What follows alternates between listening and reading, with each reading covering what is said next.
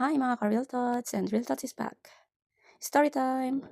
So ito na nga katatapos kong naghulog ng plastic bottles sa Oasis Al-Ain. So habang naglalakad ako papunta doon sa may Oasis ay ang dami kong kinompose na pakiusap sa isip ko sa guard on duty. Kasi nga 'di ba may limit doon, eh, yung dala ko ay more than 60 yata. So siyempre tatanungin kung ilang piraso 'yon. So ang nasa isip ko sabi ko, "Sir puwede ko bang ihulog ito?" Puwede ko bang hulugan yung dalawang sparkler machine ng tig 20 or 25, or sir puwede ko bang, ihulog ito lahat ngayon kasi kapag ihulog ko yung 20 or 25 kada sparkler machine ay matitirang konti pa. So, mafi-FIDA. So, basta ang dami kong iniisip na pakiusap sa isip ko.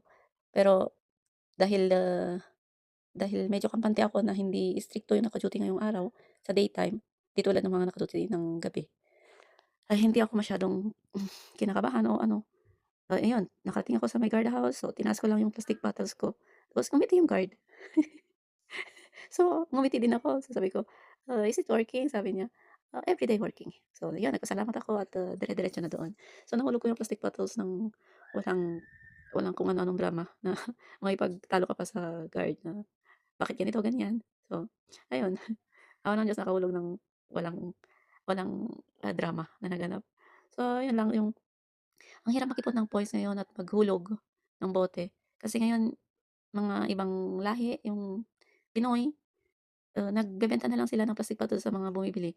Yung bumibili sila na yung naghuhulog, so yung mga plastic bottles nila na dala-dala ay mga 2,000, 3,000 pieces, gano'n. So parang sila na yung naghulog ng isang araw sa isang sparkler machine.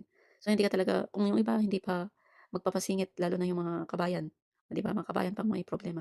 Kasi na-try ko naman na yung ibang lahi, pagka konti lang yung dala mo, isang plastic lang, eh, nagbibigay naman sila ng chance na makahulog ka.